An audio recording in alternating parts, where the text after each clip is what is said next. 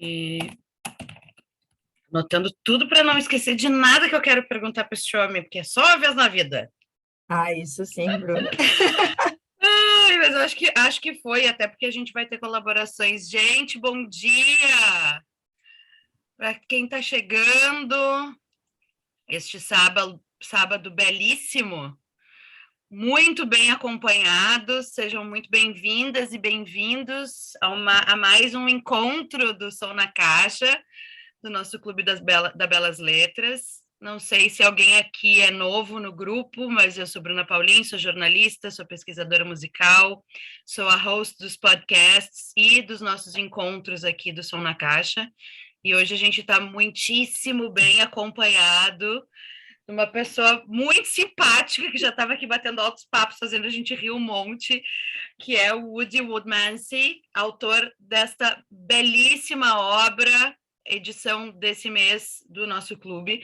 E a gente também está acompanhado da Candice, que é tradutora da Belas Letras, tradutora deste livro, a sortuda que traduziu esse livro.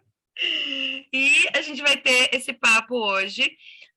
Essa conversa vai ser gravada, obviamente, para a gente poder guardar esse belíssimo encontro, e também para quem não pode estar com a gente nesse momento, poder acompanhar depois.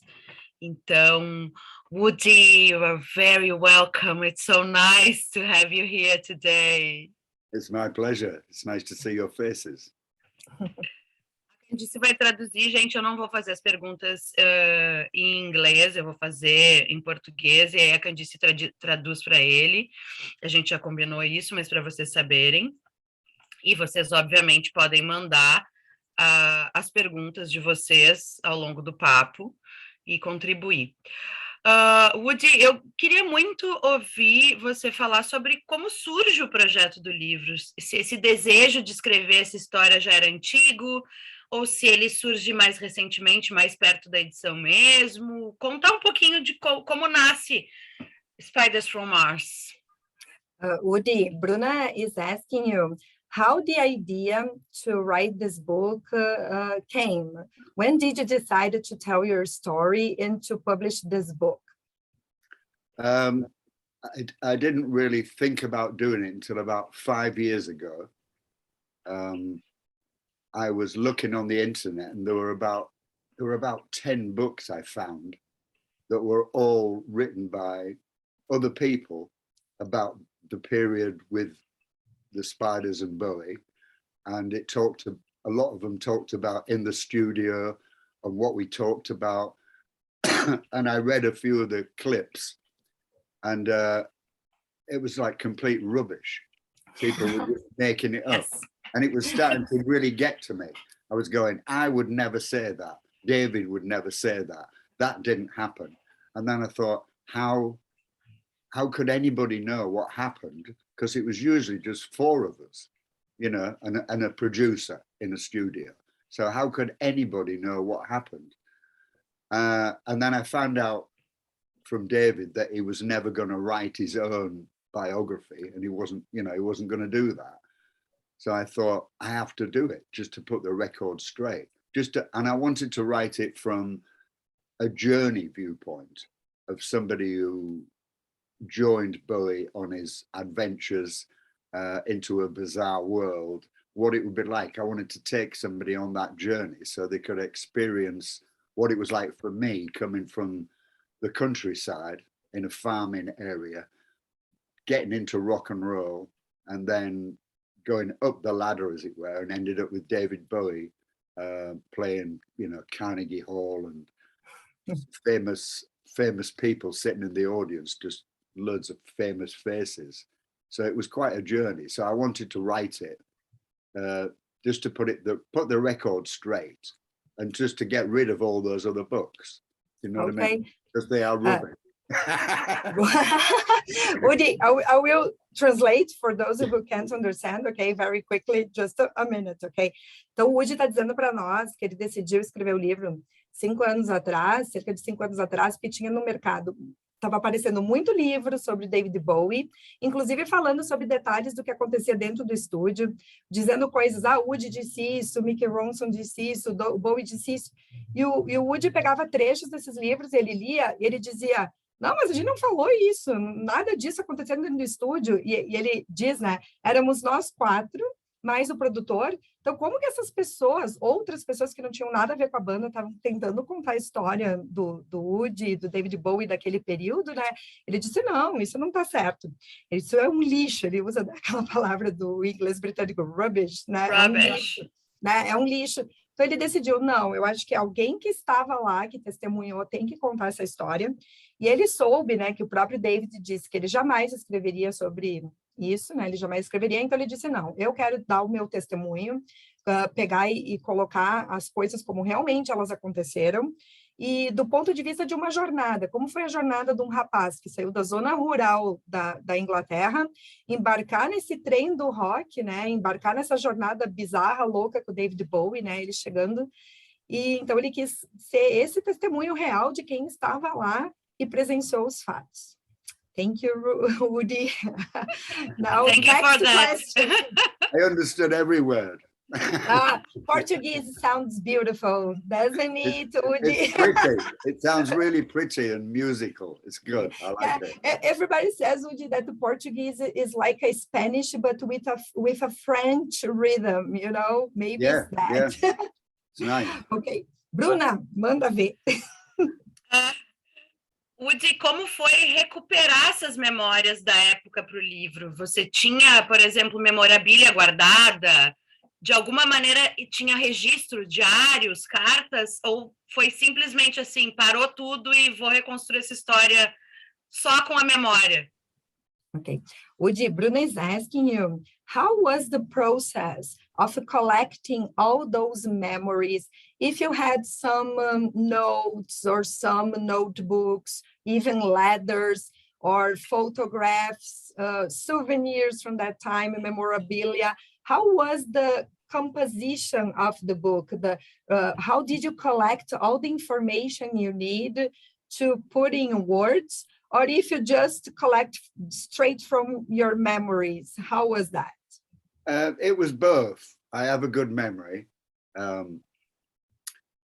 also I had what we call them tour packets. When you're doing a tour, you get an itinerary with, you know, where you're going to stay, what room you're in, what gigs are you doing.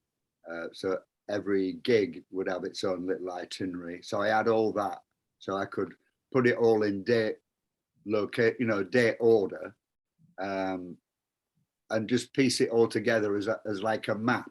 What did we do next? Oh, we went to so and so. Oh, when did we record that? Oh, we recorded that in that studio.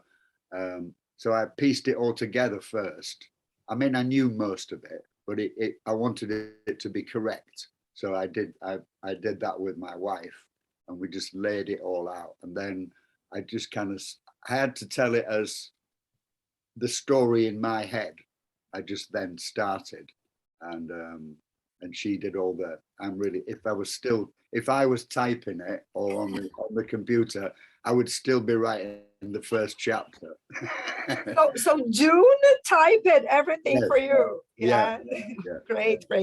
Então, o Woody está explicando, e eu achei genial. Ele disse que ele tem uma boa memória, muita coisa ele lembrava, mas que ele tinha tudo guardado, os itinerários das turnês, que quando eles saíam em turnê, eles recebiam, então, por exemplo, que quarto de hotel eles iam ficar, que hotel iam ficar, que shows iam fazer, né? Então, ele tinha também as questões, os registros das gravações, de quando eles foram para o estúdio e tal, então ele tinha tudo isso guardado, e ele usou esse material todo como um mapa, né? Para o que ele ia escrever e tal, e ele disse que também, sim, que ele confiava muito na memória dele, que ele tinha na cabeça dele a história que ele queria contar, mas que ele aproveitou usar todo esse material que ele tinha guardado, esses itinerários, esses documentos, esses recibos, né, essas anotações, como um mapa. E que a esposa dele, a June, é que fez a digitação de tudo que ele estava contando. A June digitou, porque ele disse que se ele tivesse que ele digitar, ele estaria ainda escrevendo o livro, né? Porque ele não digita rápido, né? Então, ele disse que foi assim o processo do livro. Thank you, Woody. Next question now. Só um pouquinho. Que a pessoa Woody, tá... there are some people writing questions right now, okay? So Bruno is just checking what the viewers are asking you, okay? Yeah, good. Eu gostaria que ele comentasse um pouquinho sobre o processo criativo durante as gravações dos álbuns. Assim, eu fiquei muito impressionada de como eles se engajavam, e principalmente o Woody se engajava nas propostas do Bowie, tipo, vamos uma exposição, vamos analisar a luz desse espetáculo, e também o que eles levavam para dentro do estúdio na hora de ensaiar, compor e gravar. Então eu queria que ele falasse bastante sobre o processo criativo mesmo, assim, o que ele lembra de curioso, que ele gosta mais de resgatar nesse momento. Bruna is asking you, Woody, something that is quite interesting in your book, because she was amazed how engaging you were when Bowie decided, okay, let's go to watch a play at the theater to check how the light goes. Let's watch an art exhibition, let's visit an art exhibition. And you were very willing to embark in those experimentations and visits with Bowie as a creative process. So Bruna is wondering, how was it for you to join the creative process, Bowie's creative process, and how you were so open to all of that? And what you remember from that time that was the best memories of engaging in this creative process, Woody? Yeah, I mean, I eventually got into the creative process with him, because the only way of finding out how to contribute was to be on the same page as he was on. You had to join him. You had to be willing to understand, okay, what is this song about, or like, what's the idea for this? And we, the Spiders had just been a progressive rock band playing in the north of England, and dressing up and stage production to us was, you just keep the same t-shirt on for a week. And when it smells a bit, then you change it, and like ripped jeans with patches on, that was stage wear to us, and that fitted the progressive rock thing. So we were really into that. He then, it didn't all happen on one weekend with David. It was gradual. Like you said, he took us, he said, oh, we're going to see a show tonight. And it was like, what is it? Oh, it's a surprise.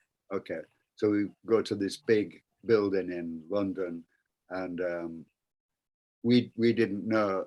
We went in the foyer, and there was nowhere to buy popcorn and crisps and Coke. So we went out again. The Spiders went out, and we got loaded up with crisps and popcorn and Coke. And when we got in there, it was a ballet.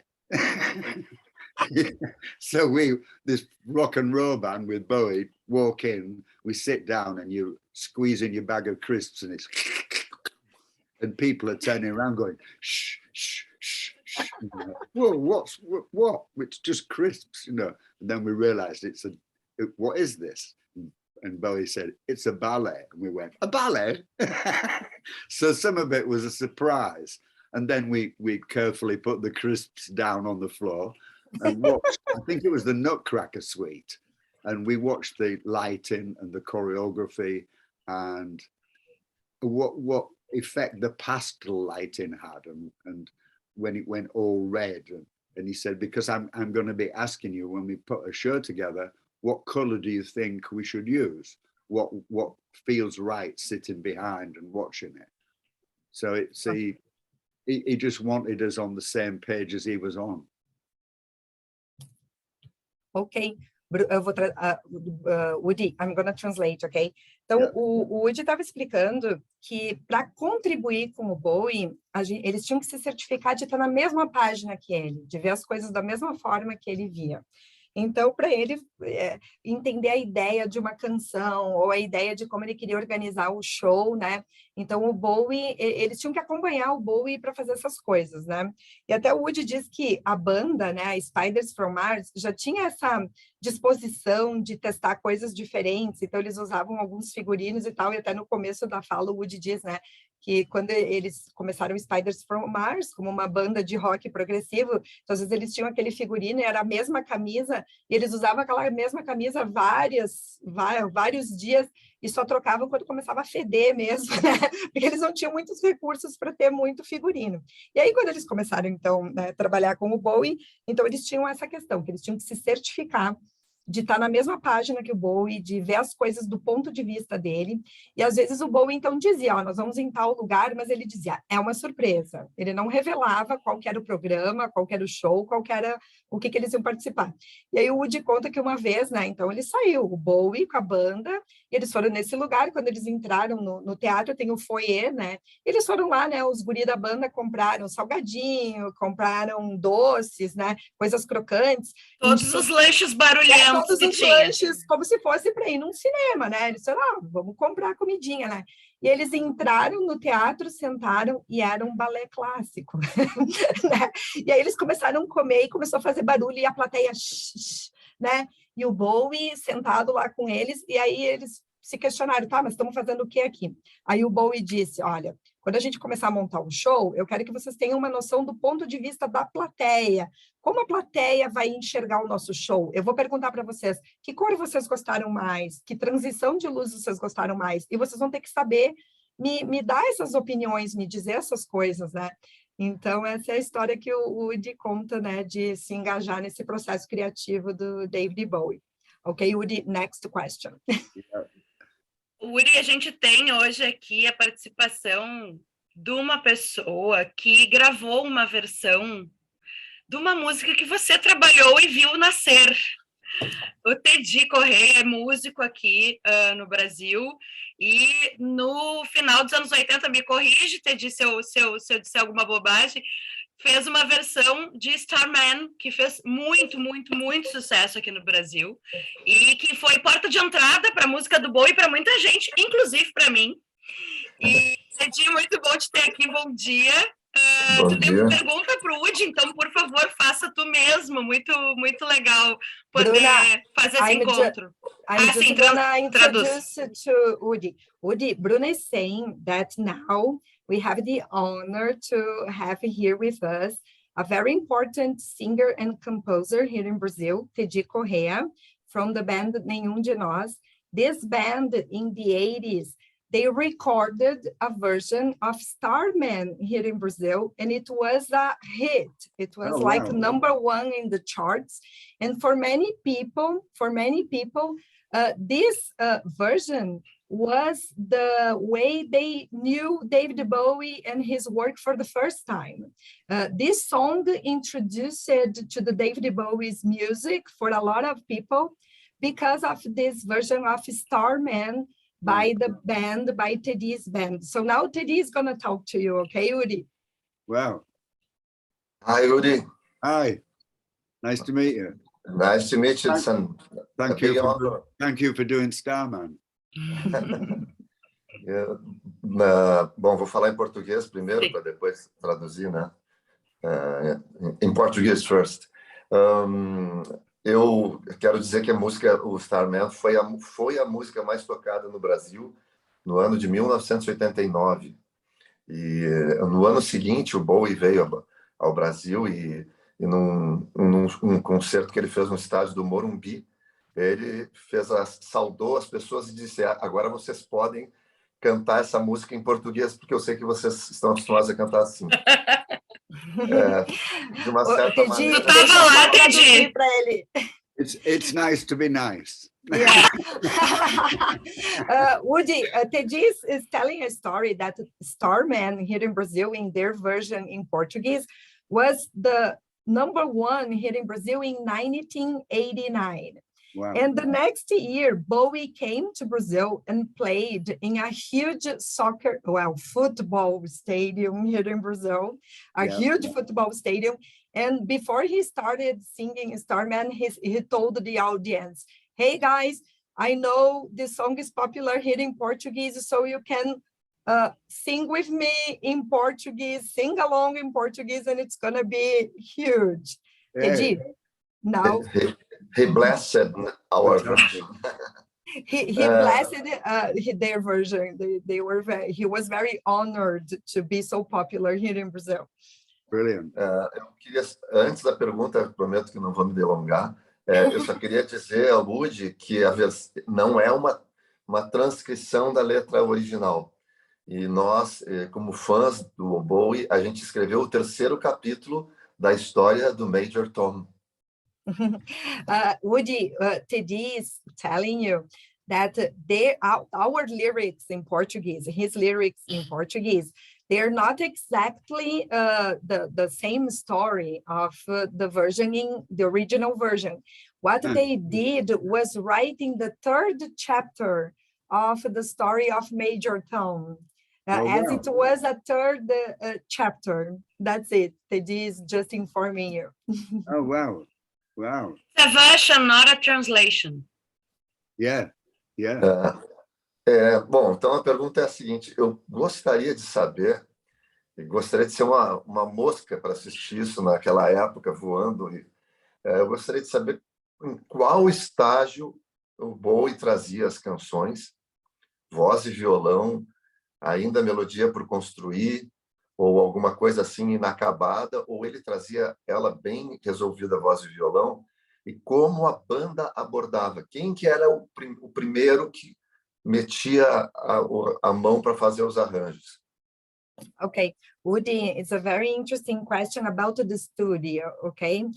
Teddy is asking, how was the stage that the songs arrived to the studio by Bowie? If Bowie composed the songs, only voice and acoustic guitar, and then he brought the songs to the studio quite finished, or if the band received the songs, some sort of unfinished versions, and then the band contributed, did their own approach to finish the songs. How was that, Woody? Okay, it would happen different ways. Sometimes David would be writing. He had a piano in the bedroom because we all lived in the same house. So he had a piano in the bedroom and his 12-string in the lounge. And Mick Ronson and myself would be maybe making a cup of tea, and he would shout, "Guys, I've just finished one." So he would go to the lounge and he'd play Ziggy, or he'd play Soul Love or something like that. And you go, "Whoa, that's cool. Yeah, I like that. Are we doing this one in the studio on Monday?" And he went, "Yeah, we'll do that." So, okay, so we get in the studio on Monday, and you would set up, get the sounds on the instruments. And then we say, "Are you doing that one that you played to us on Friday?" And he'd go, no, I've just finished this one. And you go, "Oh, okay." And he'd play it maybe twice, usually just once. And they were always completed as far as the chords, the sequences, and the lyrics.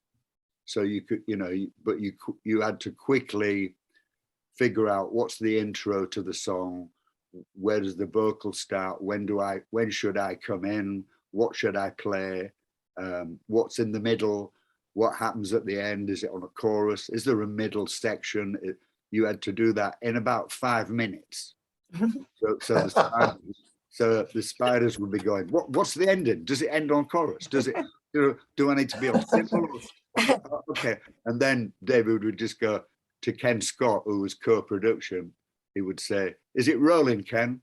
And Ken would go, "Yes." And the red light would come on, and that was it. And he'd go 1, 2, 3, 4, down, digga, down, and you were in. So you'd had maybe 10 minutes to figure out what am I going to play. And he never ever told us what to play. He never suggested anything. Once in my, I did 8 albums altogether, live work and studio and recorded albums. And only once did he ever tell me what to play. We were in America, and we'd just played in Detroit, and he wrote Panic in Detroit for a lad insane. And I still am a big John Bonham fan from Led Zeppelin. And I figured, I can do a John Bonham beat. Fantastic. So on tour, I was working out. I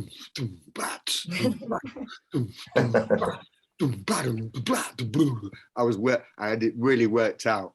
And then we went in to record it while we were on tour. And he started down, and it was just, whoa, what are you doing? What are you doing? I said, David, I've got this really great beat, it's really going to fit. And he went, no, just play Bo Diddley. And I went, what? And he said, yeah, just boom,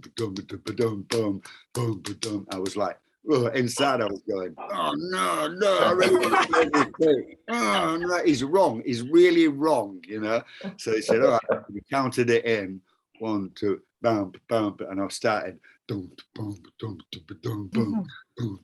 and he went, and I just went, oh God, he's right. It feels fantastic. It's perfect. And I realized I was trying to put a bit of my taste into the song. I wanted to do a John Bonham beat, but I wasn't really listening to the song. And he was smart enough to go, just play that. And he was right. But that's the only once that he ever told us what to play. He just expected that you would play for the song. We learned that you had to play for the song, the right beat, the right parts, the drum fills in the right places. You had to get it right, bang, like that. Because he wanted it fresh. He didn't want 10 versions of it and let's see which is the best one. He wanted, what do you feel now? What do you feel like playing that, that is right? So you were like, and luckily we did it, we did it. Woody, I'm going to translate, okay? Yeah. Actually, I'm going to summarize a little bit. It's nice to be nice. It's nice to be nice. Nice to be nice. O Tedinho, então, estava perguntando, como eu disse, a questão ele fez a pergunta em português, então, como é que era dentro do estúdio, como as músicas chegavam. Então, o Woody conta que, e até no livro eu lembro bem direitinho, quando eu estava traduzindo essa parte, para mim, assim, foi incrível, porque o Bowie tinha um piano dentro do quarto, e ele mantinha um violão acústico de 12 cordas no lounge, né, que é aquela casa, né, que eles moravam todos juntos, uma mansão vitoriana enorme, né, e aí, então, às vezes o Bowie estava lá e ele chamava, o Woody estava lá fazendo uma xícara de chá, preparando uma xícara de chá na cozinha, e o David Bowie dizia, ei, pessoal, vem cá, terminei uma música. Então, por exemplo, isso era uma sexta-feira. Então, ele tocava a música, ele dizia, o que vocês acharam, caras? Não, foi legal e tal. Tá, então, segunda, quando a gente for para o estúdio, a gente vai tocar essa música. Aí eles chegavam no estúdio, na segunda-feira, montavam os instrumentos, testavam o som e tal, e aí eles diziam, ok, David, vamos tocar então aquela música da sexta? Não, eu cheguei com uma nova agora. E aí eles tinham tipo 5 minutos para aprender a música, né? E o Teddy tinha perguntado para o Woody, mas daí o David dizia para vocês o que vocês tinham que tocar, como vocês tinham que tocar, e o Woody disse que não, que geralmente o David Bowie entendia que a banda tocava para a música, né? Eles serviam a música, então a coisa sempre funcionava. Mas aí o Woody conta uma história que uma vez, né? Eles tinham feito um show em Detroit, eles estavam gravando durante a turnê. E o Woody, ele era um grande fã do Led Zeppelin, ele estava todo assim obcecado pelo som da bateria do John Bonham, né? E aí então ele ia para o estúdio tocar, e ele tocava aquelas batidas, aquelas viradas, aquelas levadas do Bonham mais fortes. E aí o Bowie disse, não, para essa música, isso, peraí, para essa música isso não serve, eu quero que tu toque Bo Diddley, né? E a Woody disse, mas como assim? Ele por dentro pensando, não, mas eu quero tocar que nem o John Bonham, e agora ele me vem e manda tocar, e ele vem e quer que eu toque que nem o Bo Diddley. Mas aí o Woody disse que teve que admitir a derrota, porque para aquela música, a batida do Bo Diddley funcionava muito melhor do que uma batida do John Bonham. E aí o Woody disse que ele se tocou, né? Que ele estava tentando colocar um pouco do gosto pessoal dele dentro das músicas do Bowie. Mas o Bowie era muito inteligente, ele sabia o que ficaria melhor dentro das músicas dele. Então o Bowie disse, não, ele estava certo mesmo, né?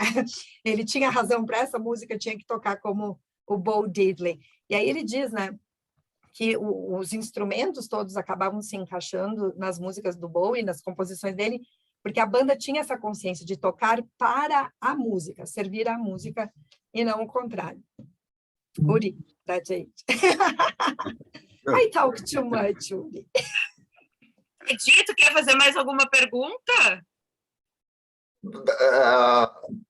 Tem uma que provavelmente ele deve falar alguma coisa no livro, mas é a coisa mais, digamos assim, marcante da história, do final da história do Spiders from Mars, qual foi a explicação que o Bowie deu para eles para acabar com a banda. Uri, Teddy is saying that probably this is something that is in your book, and it is. I can give spoilers all over the place because I read the book before everybody else, and it's such a good book. But Teddy is asking, it was quite a shock when Bowie ended Spiders from Mars. He ended the band. Was there any explanation that time, or this explanation just came later? Yeah, it was a shock to all of us. I guess we'd been working continually for kind of 3 years. We didn't really get a break. I think we had 2 weeks off and then maybe an odd 2 days in between tours. So we were constantly touring, recording TV work, radio shows. So it was just, you were on this kind of rocket ride, this runaway train that was just going. And it was, it was going through the changes. It was going through the changes really fast, different costume things, different songs, different albums, that you were trying to keep on top of it. You were trying to keep up with it, and you end up, you're in this world famous rock and roll band doing major tours and living the rock and roll lifestyle and everything that goes with that. So there were a few cracks started to appear, a few cracks. I think David found it very hard to keep that schedule up. It was hard work, some nights you would meet him in the lobby of a hotel and he couldn't talk, and he's like, he had flu. It was just, and you go, we need to cancel the gig, and he would go, no, we do the gig. And you're like, oh God, it's going to be terrible. Somebody going, Ziggy, play guitar, chew. You know what I mean? This is not going to work. But and he had this thing, the show must go on. You promised you would play, you play. And you found that for an hour and a half, you didn't know he had a cold. He would do the show and it was like amazing.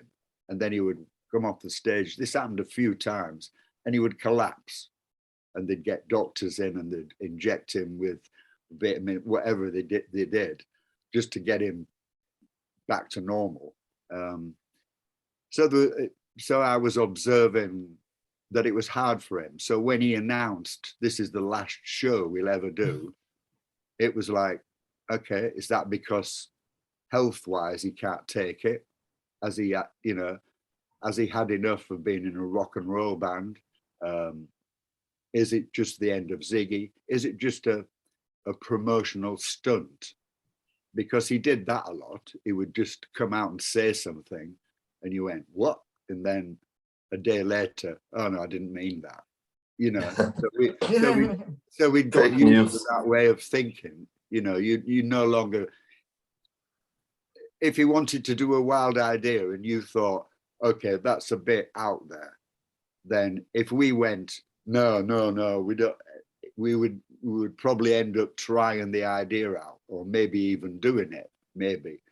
But if we went, oh yeah, that's a great idea, we never heard of it again. And if it was something really outrageous, we'd go, oh yeah, and we'd get really big on the idea and go, oh yeah, and we can wear leather boots up to here and we can wear a mask. But then we never heard of it. So we learned to kind of operate like that with him.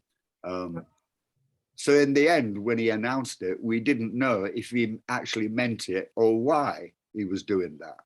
And when I look back, I had to look back and say, I did speak with him maybe 10 years later in France. He was doing the Low album, and I was in France I was working for a French singer, actually. I can't remember who it was. And he said, oh, come to the studio, come and hang out, you know. So I went, and I hadn't seen him physically in those 10 years.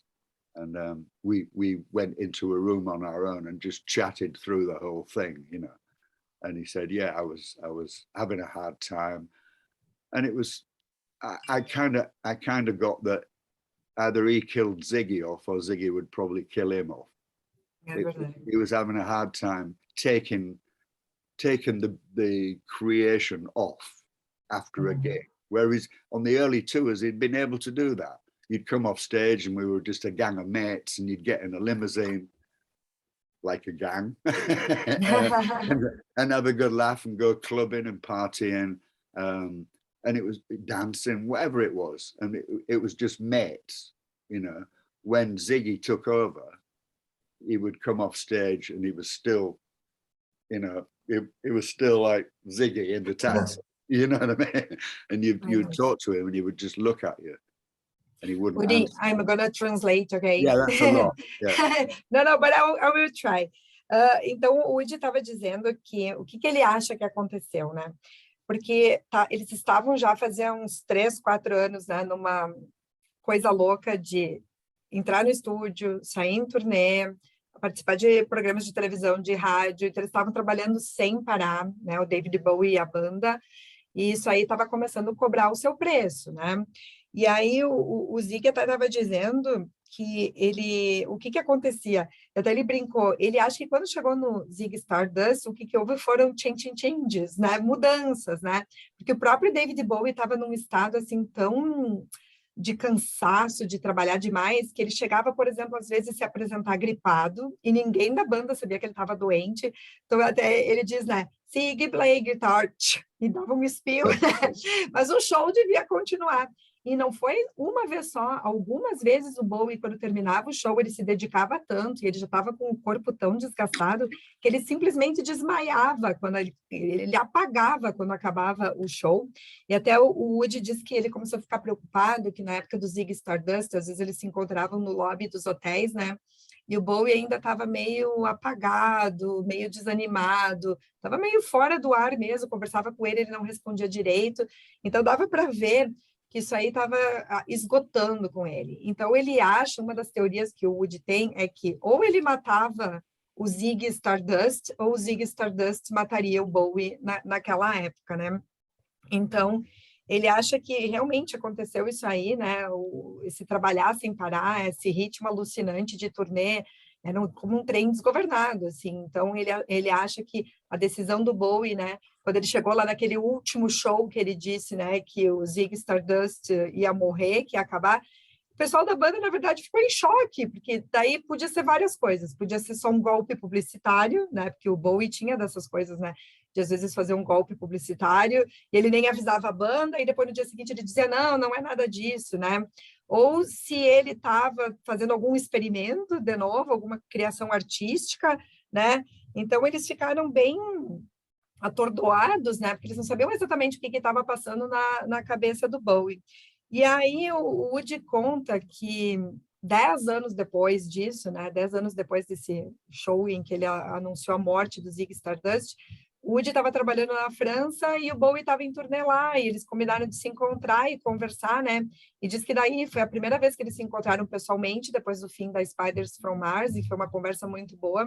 E até eu sugiro que vocês leiam o livro. I'm telling them, Woody, to read the book. To read the book. That sounds like I like to talk, obviously. Yeah, It sounds much Woody, better when you say it. O livro explica com muitos detalhes todas essas situações, né?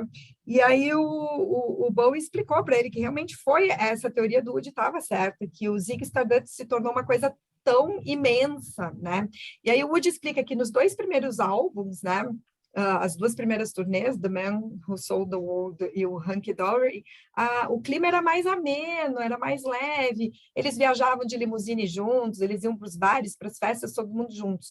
Mas quando chegou essa criação, o Ziggy Stardust, ela acabou tomando conta do David Bowie, ele se tornou uma coisa muito maior, e ele começou a mudar, ele começou a ir para o lado mais negro da força, digamos assim, né?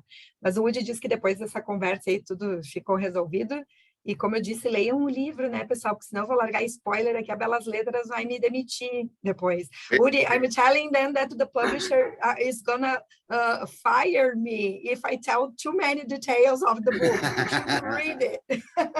Mas eu acho que é um chamariz também, para quem ainda não engatou a leitura ou não começou porque está lendo os outros ainda, porque é um relato com muito detalhe. E diferente, por exemplo, depois a gente vai, né, falar sobre o livro, sobre as nossas percepções, mas é um ponto de vista diferente de outras leituras que a gente já teve dessa coleção, assim, né? Tem uma pergunta do Ronaldo, que também é minha aqui, que é qual é a faixa que ele... Eu imagino que seja essa a curiosidade, Ronaldo, eu vou fazer um mix da tua pergunta com a minha. Qual é a faixa que ele mais curtiu gravar, ou que ele mais gosta do Bowie, que talvez não seja da época que ele estava na banda, e se tem uma versão que ele curta mais de alguma música, por exemplo, a versão do Bauhaus para Ziggy, ou se ele é fã de nenhum de nós e a gente não sabe. Okay, Woody, first, Bruna is telling you that everything that we are talking now, it works as a teaser for the book. So people can be more curious to read your book because the book brings so many details. And it's good to compare with other works that talk about Spiders from Mars and David Bowie, and that your book is a good counterpart, because you were a witness of what happened. And I do believe it's true. And now there is a question from one of our readers, Ronaldo, I think. He asked, which track from all those you recorded, which one is your favorite? That you felt it was the best to record, that felt so good to record?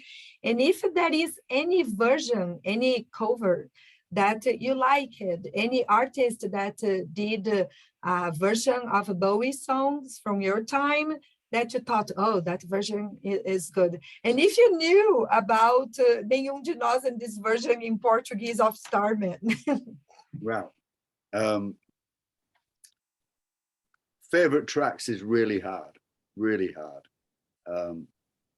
because he seemed to be on a real conveyor belt, like a factory, turning out every song was like a great song. So pick and go. I mean, I've probably got favorite ones that I liked playing live. I like playing Moon Age Daydream live. Oh, my favorite. It just, that one took me somewhere else. It was just another universe. You went into another universe almost. So that one I love. It's just an incredible song. And well, Life on Mars, because that was probably the first song on Hunky Dory that we'd heard him play in the bedroom on a piano, and he wasn't a great piano player. So you would plink, plink, plinky, plonk, wrong note, plink, plonk. But the chord changes were fantastic. You could hear the musicality.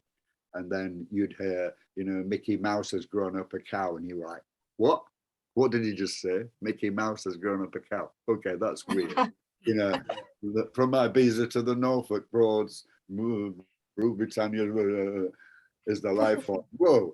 So we'd heard it, this plinky plonk version.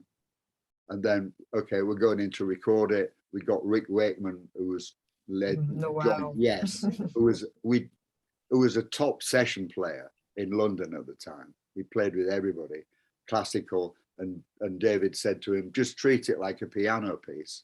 So he started, and it was just, and then we had to play, you know, we had to find a rock drum beat and bass and guitar and make it sound like it fitted the rest of the set, because we were thinking live. You can't just do a very classical piece and do it really quiet. And so we had to find a way of doing it.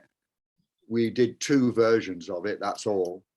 So it was the second one. And when you record a song, it's good, and you can hear it's a good version, but it's not, it doesn't have that quality of communication. It doesn't have that smooth, everything in the perfect place for somebody to hear it all and go on the journey. It doesn't have that. And when Ken Scott, the co-producer, mixed it, and then he called us up and said, I've finished, come in and hear it. And 4 of us went into the studio. So you're in a major recording studio with massive speakers, quality speakers, and you hear Life on Mars coming at you. It was just, I looked along the rest of the guys and they were like, it just was, it almost, you forgot that you were playing drums on it. You know, it made me forget I did it. It was so good. It was so good. And I just, and then I thought, there's more to this man than we've seen. That was one time when I thought, there's some things he hasn't done yet. He's going to do more great things. That track did that to me, you know. So that was another one that I liked. Okay. Guys, Woody, I will translate, ok? Então, pessoal, a música favorita dele, ele diz que é muito difícil, né? Porque era como uma fábrica naquela época. Eles construíram tantas canções maravilhosas, tantas músicas maravilhosas, mas que ele gosta de tocar Moonlight Daydream, que tu vê, Bruna, minha e tua favorita. Que coincidência, né? E aí, realmente é uma música fantástica. E ele diz que essa música levou ele para um outro plano, um outro universo, que ela era tão perfeita, tão gostosa de tocar, tão bonita, que ele diz que cada vez que ele toca Moonlight Daydream, ele se sentia como se ele estivesse indo para outro universo. E aí ele conta também que Life on Mars acabou sendo a primeira música que ele disse, não, esse cara realmente, ele é algo a mais. David Bowie é alguém especial. Porque ele diz, né, que ele estava lá no quarto dele, naquele piano, e ele conta que o David Bowie tocava piano muito bem. E ele estava lá fazendo plique-ploque, né, ele fazendo o som das teclas e cantando a música, assim, a letra de qualquer forma. Então ele disse que meteu o Mickey Mouse lá no meio, os caras acharam estranho, né?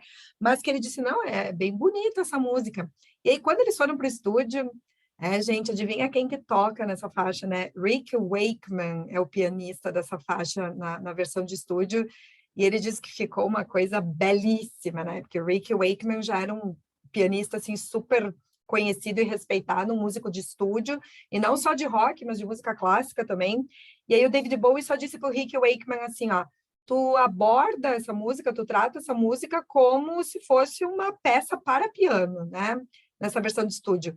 Mas que aí a banda ficava preocupada, tá, mas como é que a gente vai depois tocar ao vivo isso, né? E eu achei bem interessante, porque o Woody disse que tinha essa preocupação, ok, nós estamos aqui no estúdio fazendo isso, mas depois ao vivo como nós vamos tocar? E aí ele conta que quando eles tocaram ao vivo, e aí o som acabava voltando para a banda, né, lá na arena, Ele diz, meu Deus, que coisa mais linda. E por um segundo ele esqueceu que ele estava tocando, né? Porque ele começou a escutar a música, que música bonita, e ele esqueceu que ele estava fazendo parte, né, da produção daquela musicalidade toda, né?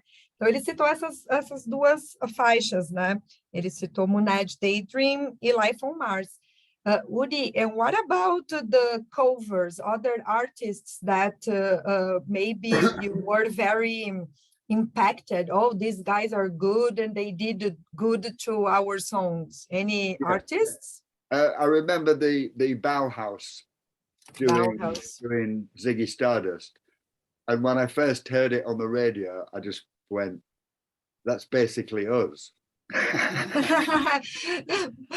That's right. No, but no. Yeah, they'd copied exactly. And it was nice. It was good. So it made me think, okay, well, that's another hit single that we could have had. But we didn't have to do it. Somebody else did it. Yeah, thank you. O Woody brincou, né, que um dia ele estava escutando o rádio e ele ouviu a versão do Bauhaus, né? Ele disse, não, é nós, olha, basicamente somos nós tocando. E a gente conseguiu mais um hit desse jeito, né? Então o Woody disse que ele ficou impressionado e ele não viu como uma coisa ruim que eles tocassem igual, se ele se sentiu, né, de certa forma, honrado, né? Ok, né?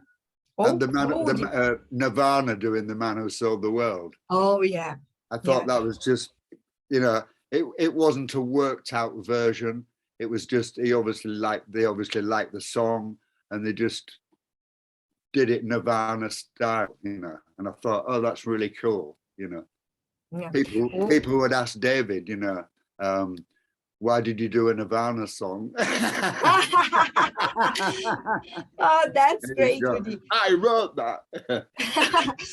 Então, olha que interessante, ele também cita, né, a famosa versão acústica do Nirvana para The Man Who Sold the World, e até o Woody diz, né, eles fizeram diferente, fizeram dessa forma acústica, e aí diz que lá pelas tantas eles perguntavam para o David Bowie, por que tu gravou uma música do Nirvana? Porque aquela versão ficou tão mais famosa, né? E o Bowie disse, não, fui eu que escrevi essa música, né? E não o contrário. Very good, Woody, very interesting. O Teddy teve que sair porque ele está em turnê, como a gente já tinha comentado aqui, mas ficou muito feliz de ter conversado com o Woody, ficou muito honrado e agradeceu muito a gente. E a gente agradece também, só para registrar, né, que a participação aqui. Vamos em frente, que temos várias perguntas. A turma se puxou aqui, adorei. A Pri pergunta, quais são as expectativas do Woody para os próximos anos, com música, com livros? Quais são os projetos que ele está desenvolvendo nesse momento e que ele pode compartilhar com a gente? Okay, Woody, Pri is asking, what are your plans for the next few years? If you have any plans for books or for music, what's going on with your career right now, with your life right now? A few things. At the beginning of lockdown, I started painting again. So that's taken. I did that before music. At school, I was that was music, not music. Art and athletics were what I was good at. And so I was looking at a career in art. I entered a competition, won a sponsorship to a London art school. I was only 12, so my parents wouldn't let me leave home to go and do that. I used to paint at home after school, and my auntie used to come and take them and sell them in the big city. I only found out like 15 years later that she was selling them. She never told me.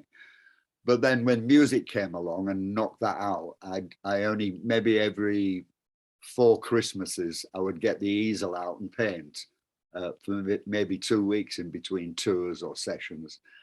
And then lockdown, I couldn't do music. I bought myself an electronic drum kit, a Roland kit, which was good to keep me in practice, but I couldn't play music with anybody the way I had it set up. So I had to have something creative. So I got the easel out and I started painting. I did 4 and they ended up in the rubbish basket. And then the 5th one, I went, woo, I like that bit. That bit is really good, you know. So I got rid of everything else, kept that bit, finished one that I was really happy with. And now I've been painting for like, what, 2.5 years. Been off with a couple of exhibitions. I'm just working my website out to include the artwork. I've sold to a couple of A-list celebrities with an NDA on it, so I'm not allowed to say who and how much, which is fine. And I'm really enjoying it. It's funny, you know, I learned drums on my own. I went for 1 lesson and the guy was an idiot. So, so I didn't go back. I went, and I used to just put my finger on the vinyl and slow it down a bit so I could hear what the drums were doing. And I learned drums that way. So I realized, yeah, I kind of learned painting that way as well, just finding my own. And I like the late 18th century painters when I don't know, the avant-garde, the Bauhaus thing. I like that area. I think it had more communication about it. And now it's gone. I don't know where it's gone now. A lot of the art is. So that I'm also looking at putting another musical thing together. So I'm working on that. I might do some actual drum featured tracks, some drum featured music. Because there's a lot of things I want to play that I haven't been able to play with anybody. It's just what I like or what I think is good. So I thought, well, it's a good time to do it, you know. Okay, and Udi, poetry. I will translate. I started writing poetry, so, you know. Poetry too? Yeah, nice, Udi. Ok. O Udi está contando, então, né, que o que aconteceu? Quando aconteceu a pandemia, né, que eles ficaram em lockdown, ele comprou uma bateria eletrônica, né, para ele continuar praticando, tocando em casa, mas que não é a mesma coisa do que tocar junto com uma banda, né, não tem a mesma graça. E aí ele redescobriu uma antiga paixão dele, que era pintar, né, artes plásticas. E aí ele conta que quando ele era novinho, antes mesmo de ele começar a tocar bateria, ele pintava, ele fazia quadros e tal. Inclusive, ele recebeu um convite, uma bolsa, para estudar na Escola de Arte de Londres, mas aí ele era muito novinho, ele tinha 12 anos, daí acabou não podendo ir. E logo em seguida entrou a música na vida dele, e aí sim, foi só a música. E ele diz que ele é autodidata, que assim como ele aprendeu a tocar bateria sozinho, a pintura também acabou sendo uma forma de expressão dele, né? Dentro dessa coisa de ele aprender a pintar sozinho. E ele diz que tem uma curiosidade, que quando ele era novo, uma tia dele costumava pegar os quadros que ele pintava e vendia. Então tem quadro do Woody de quando ele pintou quando era adolescente espalhado por aí. E ele diz que hoje, né, ele é muito exigente com o processo de pintura dele, que então, por exemplo, teve um quadro que ele pintou uma primeira versão, jogou no lixo, e outra jogou no lixo, então ele jogou 4 quadros fora, para no 5º ele dizer, não, agora eu estou satisfeito, né, gostei disso. E, inclusive, ele já está reformulando o site dele, que além de incluir a parte de música e bateria, ele vai incluir também as produções artísticas dele, né, os quadros dele. Ele diz que, inclusive, ele não pode contar para quem, né, mas ele já vendeu alguns quadros para celebridades, pessoas famosas, os tais dos A-listers, né, e o Woody diz que também, então ele tem uma preferência, né, pelas pinturas vanguardistas do final do século XVIII, começo do século XIX. Então, além de se dedicar à pintura, ele também escreve poesia, né, ele também está trabalhando com poesia, e agora ele também está percorrendo, assim, alguns convites para trabalhar como músico de estúdio, como convidado, em alguns projetos musicais, de coisas que ele acha interessante, né, então ele tem esses convites que ele vai participar. That's it, Woody. Bruna? Eu com o microfone mutado, querendo falar com as pessoas. Woody is very busy. That's the thing. Yes. Yeah, he is. O que mais que a gente tem aqui? Aqui. Carlos pergunta, o Woody diz em certo momento que entrou em pânico quando a banda foi tocar 5 Years na BBC. O motivo foi o close-up da câmera fechando nele no final da apresentação, porque termina com a bateria e alguém da direção resolveu que ia ficar bom daquele jeito. O Carlos queria saber se teve outros momentos de nervosismo em apresentações, ou depois, enfim, ou se naquele momento o problema foram as câmeras que foram intimidadoras mesmo, e eles em início de carreira, se acostumando ainda com, né, tá na TV, tá ao vivo e essas coisas assim. Udi, they are asking about that BBC showcase that you did with 5 years. Remember when the cameras got closer and closer and you got nervous? And yeah, this part of the book is so funny, Uri, so funny. And they are asking, of course, it was the beginning of your career, being on TV was something new, you know, but they are asking if there were any other times that you got nervous on TV, and how was that? No, that was really the one of the only times, really. Only because when we did a run through before we did the actual show, the camera didn't do that. It didn't come towards me. So I got it all. This is going to happen. That's going to happen, and then it started coming closer and closer. And that's when I thought, well, there's millions of people watching me just play drums, and it was like, whoa, I did not expect that. There was one when we did Carnegie Hall in New York. The four of us, Bowie, Mick Ronson, Trevor Boulder, and myself, we were a little nervous because it was a big audience. It was our first gig in America. And we peeped through the curtains at the audience, and it was like a Christmas cake of people, a wedding cake of people, you know, just so, wow, that's like a wedding cake, you know. That's a lot of people. And I remember saying, yeah, but it's just there was this club in England that was a really small club. It only had like 100 people in, and it was quite dark. And we played there early on. And I said, well, when we go out there, just close your eyes a bit, squint at the audience and pretend we're in this Beverly Regal club, you know. And they went, okay, we'll do that. So we went out there and we that got us used to being in front of a big audience, you know. We just laughed about it, you know. but no, I didn't. I got over the nerves, you know. Didn't really get nerves. You just get the adrenaline, you know. You get that, which you can confuse that for nerves, but you're supposed to have the adrenaline pumping because you're going to be doing something with a lot of energy and excitement, and you have to ride that. Do you know what I mean? You have to just take that on, and whatever happens, you know. Mm-hmm. I've never been shot on stage with machine gun. Do you know what I mean? So I'm not nervous anymore. Ok. Aí o Woody está dizendo, né, que aquela vez do show, da apresentação na TV na BBC, houve um ensaio geral antes e as câmeras se comportaram de um jeito diferente. Então ele estava preparado para um tipo de tomada. E aí, de repente, quando eles estavam lá, ao vivo, para milhões de pessoas, né?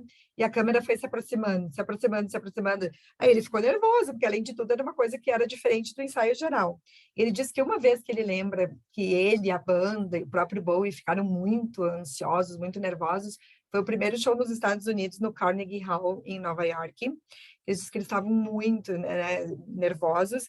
E o que aconteceu? Eles foram espiar pela cortina, e aí o Carnegie Hall, ele tem um formato assim que ele parece um bolo de casamento, com várias camadas, né? E aquelas camadas inteiras de plateia, né? Então tem o balcão, e vai indo, vai subindo, cheio, estava lotado. E aí eles decidiram fazer o seguinte, ok, vamos fechar os olhos e fazer de conta que a gente está tocando num dos nossos clubes noturnos lá na Inglaterra, que a gente tocava para cerca de 100 pessoas, todo mundo no escurinho, assim, não vai enxergar nada, então vamos fazer de conta que a gente está tocando naquele lugar lá. E depois o show, né, foi um sucesso. E ele faz uma reflexão muito interessante. Ele diz que, às vezes, o que a gente pensa que é nervosismo, Na verdade, não é apenas a adrenalina, né, disparada no nosso organismo, né? Ele diz que a adrenalina, então, pode ser confundida com nervosismo. E toda aquela emoção, né? Toda aquela energia de estar lá se apresentando, né? Num show. Então, ele diz que ele acha que nem é nervosismo, é só adrenalina. E que, com os anos, ele acabou encarando tudo com mais tranquilidade. Ok? Tatiana pergunta se o que o Woody pensa sobre os artistas que tiveram como influência a fase Ziggy, né? Ela cita Bauhaus, o Duran Duran, se ele enxerga como um legado bem executado, bem seguido, assim. Ele já falou um pouco, né, sobre a versão do Bauhaus, então. Mas e se ele pretende fazer projetos com canções que ele participou, das fases que ele participou do Bowie? Ok. Uri, Fabiana is asking... Tatiana, sorry. Tatiana is asking about your views on all those artists that claim that Ziggy was a big influence in their careers. And she mentions Bauhaus, Duran Duran. They say that Ziggy Stardust had this major impact in their careers. So what's your view on them? You already talked about Bauhaus, but would you like to say something else? And also, what are your musical projects if you intend to do something like you did, for example, with The Man Who Sold the World live, you know, or something like that? I think it's fantastic. You know, I mean, I guess part of your job or purpose as an artist, as a musician, is to inspire. You know, you want to communicate something that helps, that lifts people, or impinges on them in a way, emotionally, whatever it is. But you're trying to entertain. You've got all this going on. You're not thinking about it all the time, but it's part of why you became a drummer in the first place, and that's what you think you're supposed to do. So when people do get inspired, I mean, I've got a list probably of about 30 different top artists that have all said seeing Bowie and the Spiders or buying those albums is what got me into music, and now I'm a major artist. I've just so many big artists. And I actually watched a video of Dua Lipa. Is that how you say it? Last night. Dua Lipa, and the whole choreography and the costume change was the exact one that we did with Bowie. It's the exact copy of it. So it's nice, you know. I mean, there were no people like Madonna and Dua Lipa back then. People didn't put much emphasis on what they looked like, what they moved like, the lighting. You know, lighting was like a red light, a yellow light, and a strobe light was like, wow, they've got a strobe light, you know. that was for the encore, you know. So we through Bowie, we introduced a lot of that stuff into music, and it brightened it up and it lifted it up, and it, you know, it hopefully changed it to a more inspiring culture where people could go, I could do that, I could do that, I could be a dancer, I could write, I could do fashion, I could, whatever it was, it somehow it made it more possible that I could go for it and I could be successful. So that's fantastic. That's really what art, poetry, music, film is supposed to do, you know, or at least part of it. You know, there's escapism, there's inspiration, creating a connection with somebody's life that it's, I mean, I remember listening to Jimi Hendrix, and I had some really good friends at that time. I would be like maybe 14, but a Jimi Hendrix album spoke to me more than my friends did. It said more. It was more on my reality of where I considered I lived. I lived there. It was not real life. Real life you kind of did and got on with, never wanted a 9-to-5 job type thing. But Jimi Hendrix and Led Zeppelin and all those bands, it was more spiritual communication. It wasn't talking about a car engine. Oh, I need to change my spark plugs, or how fast does it? What wheels have you got? You know, oh, that was boring. You know, but listening to music that really connected with you. Okay. That I could talk for like 3 hours about this. I could listening to you for 5 hours. It's just because I have to translate. Okay? I understand, yeah. When you've written the book, we'll release it, yeah. Read the book. Não, mas o Woody está falando coisas muito interessantes, né? Que ele disse sim, que ele tinha escutado essa versão do Bauhaus e tal, e ele acha tão interessante. Porque às vezes, quando eles estão criando música, quando eles estão fazendo as coisas deles, os shows e tal, eles não chegam a ter uma consciência do quanto isso vai inspirar as pessoas, impulsionar as pessoas, despertar emoção nas pessoas, né? Ele disse que um dos motivos de ele ter se tornado baterista, inclusive, foi isso, que ele achava que ele podia inspirar alguém, despertar alguma emoção em alguém. E ele diz que ele já perdeu a conta de quantos artistas, até ele cita, né? 30 artistas que estão no topo, assim, da música, da história da música, vários deles dizem em entrevistas, olha, eu quis ser músico porque eu escutei David Bowie, Spiders from Mars. Eu fui num show do David Bowie, de Spiders from Mars, e isso me levou a querer ser músico. Então, ele diz que isso é uma das coisas mais lindas, né, da carreira dele, de introduzir a música, essa questão do visual, né, que o Bowie começou, a questão dos figurinos, da troca, todo esse conceito de show, na verdade, que hoje é bem comum em shows de música pop, ele diz que começou lá atrás com eles. E aí até ele citou a Dua Lipa, né, que diz que a Dua Lipa, hoje, ela faz uma coreografia, uma troca de figurino no show dela, que é praticamente igual que o Bowie e Spiders from Mars fazia lá no passado. Ele diz que a Madonna também já usou muitos recursos, muitas coisas que seriam impensáveis, né? Se não tivesse o Bowie sido um pioneiro junto com o Spiders from Mars de criar, né, esse tipo de show. Até ele diz que antes dos shows do Ziggy Stardust, o que as bandas tinham? Elas tinham uma luz amarela, uma luz vermelha, né? E lá pelas tantas aparecia uma luz estroboscópica, uau, né? Como se fosse a coisa mais legal do mundo. E aí, justamente, com todo esse estudo que eles fizeram artístico do visual, né? O Bowie acabou agregando, né, um novo conceito de visual para as bandas de rock. E ele diz que uma coisa bonita também da carreira deles é que não era só música, mas tinha uma questão também de cinematografia, de poesia, de arte envolvida, né? E que ele tem muito orgulho, né, de ter possibilitado, ter feito parte de criar essa conexão, né, para as pessoas. Ele diz que ele se identifica muito com isso, porque ele mesmo, quando tinha lá seus 14 anos, ele comprou um álbum do Jimi Hendrix, e ele disse que aquele disco conversava mais com ele do que os próprios amigos dele, as pessoas com quem ele convivia. Aquele disco, ele tinha uma conexão muito maior, quase espiritual com ele. Para ele, a realidade era aquele disco do Jimi Hendrix, né?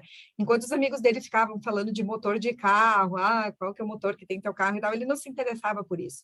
O que falava com ele, o que conversava com ele, o que dialogava com ele, era a música.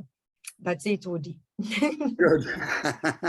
Actually, Woody, I feel exactly the same. So good. We connect. Qual é o maior ensinamento que o Bowie deixou para ele? Good question. Woody, Bruna is asking, what was the biggest lesson David Bowie has taught you? Wow, that's a question.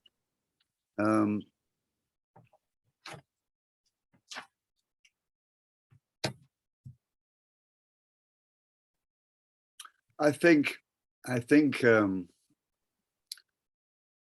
as an artist, you know, whether that's drumming or me painting or doing poetry or writing a book, it's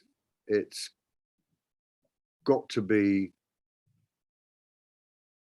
the integrity. You've got to keep your integrity. You've got to do, what is it you actually want to say? What's your actual message? And you have to stay true to that, not pretense and not flower it up and not lie. It's just like, what do you actually want to say? And the idea that whatever it is, you can actually do it, and you should do it. You know, if you can think of it, no matter how, and you have to think big. He taught us a lot of things. Think big, not like, oh, I'd like to be able to play guitar in the coffee bar while 3 people are having a latte. No, bigger, bigger. Because you have to think big, you have to reach for the stars, you know, and imagine yourself there, because you're only going to get to the top of the pine tree, but you're trying to get to the stars. But the top of the pine tree is pretty high, you know, but all the time you're reaching for the stars. You're not going to get there, but you have to think that you can get to right to the top. So it's that think big, just think big, not small. You know, that's the secret. You think small, that's what you get, small. And that's my answer. Perfect, Woody. Very deep.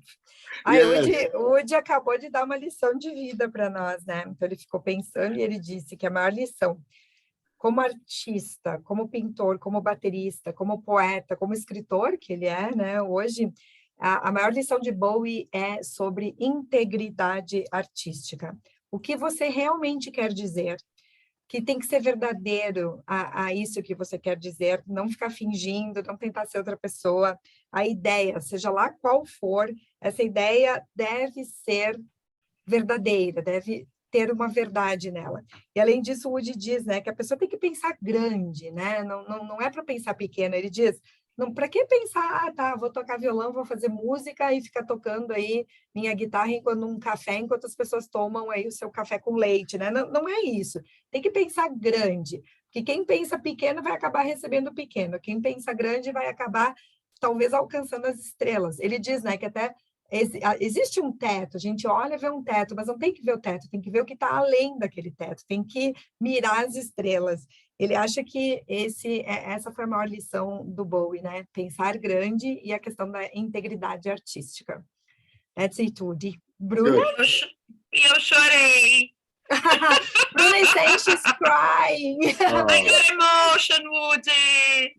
Yeah, Woody, it's been an honor, true honor for all of us. My pleasure too, my pleasure. Então, Woody, a gente sabe que, né, esse tempo aqui é preciosíssimo e a gente agradece demais. Então, eu vou para a nossa última pergunta, já dizendo que foi um presente. Agora eu vou dar uma de Gilvan, Gustavo, eu vou dizer que eu vou ter que te pagar. Porque é um presente estar passando essa manhã aqui, essa tarde aí contigo e te ouvir e saber que a gente tem a mesma música preferida, cara. Eu tô muito emocionada. Mas vou para a última pergunta. Traduz. Bruna is saying that she cried listening to your life lesson, the life lesson Bowie gave you. And she said she's so happy that Moonage Daydream is also one of your favorite songs, and it's hers too. And she said, because our boss, Woody, Mr. Gertler, is here with us, and she joked, she said, well, I have to pay my boss for this moment, not otherwise, because it's such an honor. And I agree, Woody. While I was translating your book, I said, oh, this is not work, this is pleasure. And it's really is. And now the last question. Bruno is going to make the last question, okay? Okay. Go, Bru.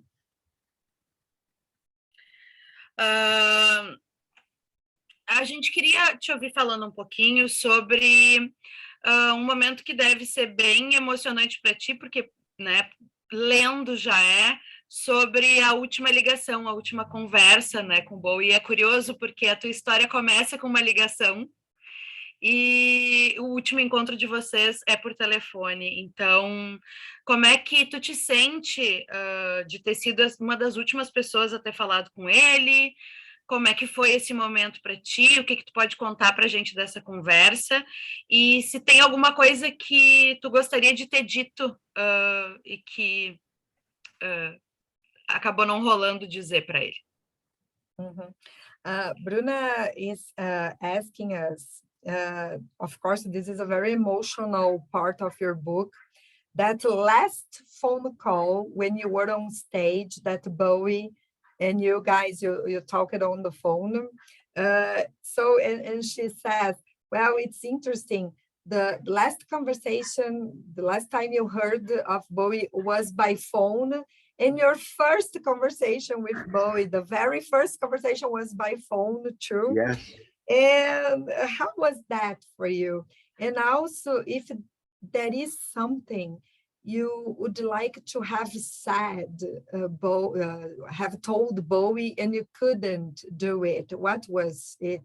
If you could have a last conversation, what would you say to Bowie? I think the last conversation on the phone with him was, it was a real high for myself and the whole band, because we were playing New York. His house was just wasn't far from the gig we were doing. And it was just nice playing his music near his house and then talking to him. And we played Happy Birthday and the audience sang Happy Birthday to him. It was the same day, I think Black Star had just come out. And it was just a real, one of those moments. We did not know that he was ill. I thought there was something a little wrong, but I didn't think he was that ill. And it was 2 days later in Toronto where I got so many phone calls, and I finally answered one, and my son in London said it's just been on the BBC News, Bowie's just passed away. And we all went into shock. It was like surreal, because a day and a half before that we were talking to him.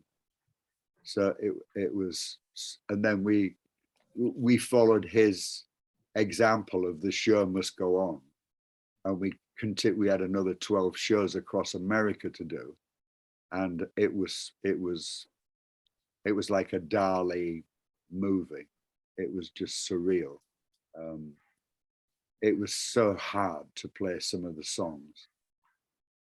The emotional content was 100 times what it had ever been.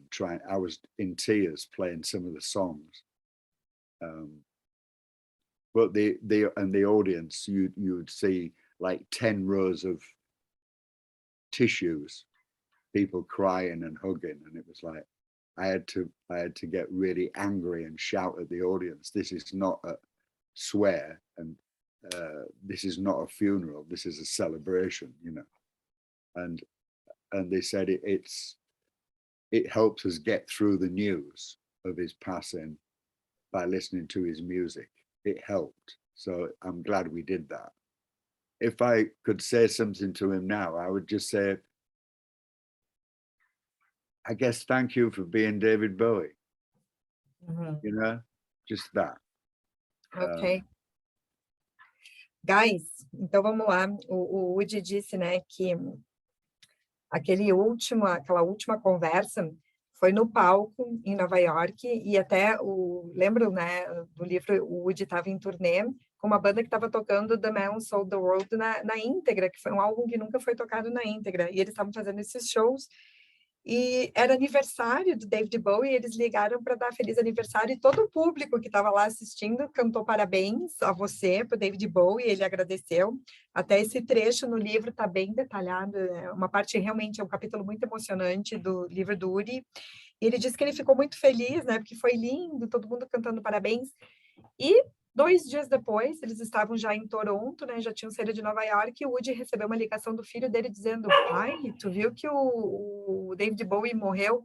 Ninguém sabia que ele estava doente. Até o Woody diz: olha, a gente desconfiava que tinha alguma coisa errada, mas ninguém sabia que ele estava tão doente assim. Então foi um choque para todo mundo. E eles ficaram muito comovidos, muito tristes, mas aí eles resolveram seguir a lição de Bowie. O show deve continuar. Eles continuaram mais 12 shows, acredito eu. E aí, cada show, ele disse que ele ficava em algumas músicas, era difícil tocar, ele se emocionava, tocava com lágrimas nos olhos, mas aí o público também, ele olhava para o público, ele via gente chorando no público, né, ainda de luto, mas aí lá pelas tantas eles diziam: gente, não, isso aqui não é um velório, isso aqui é uma celebração da carreira e da música do David Bowie, então a gente tem que ficar feliz, né, vamos nos confortar todos juntos com a música, né, que ele deixou. Ele disse que a única coisa que ele queria poder dizer para o David Bowie era obrigado, obrigado por ser David Bowie. That's it, Woody. Great talk, man. Thank you. Gente, Bruna. fiquem com a gente, porque a gente ainda vai falar sobre livro, tem sorteio, vocês sabem já como funciona, quem não sabe, espera que a gente explica. Agradecer, Woody, assim, eu tenho certeza absoluta que eu tô falando por mim e por todo mundo que está aqui, que foi um presente esse tempo contigo. Muito, muito obrigada. E, Candice, muito obrigada por estar fazendo essa ponte, que a gente sabe que é super complicado, e tu tirou de letra. Então, thank you so much. You're so nice, Woody. No. Nice to be nice. Yeah, Woody, you are wonderful. Bruna is just thanking you for your time, because this is a precious gift for us all here at Belas Letras and the readers. And probably, Woody, I do believe this conversation will make the news tomorrow in some portals, rock portals here in Brazil, because it's been an honor, and you are a legend, man. Thank you so much. I really appreciate meeting you in person finally. And your book is amazing, Woody. Thank you so much. And thank you both for making it so easy and so much fun. It's been fun. No. So Go out, Bye-bye. enjoy the sun. Go out and enjoy the hot water and the sun. Tomorrow you don't have this anymore. Yes, exactly. Bye-bye, Woody. Thank you so much. Thank you. Bye-bye. Bye-bye. Tchau, Bruna. Tchau, pessoal. Muito obrigada. Tchau, querida. Gente, continuem aqui. Não nos abandonem. Exactly. Pessoal, bom, eu acho que todo mundo aqui já está acostumado, mas para quem não está, então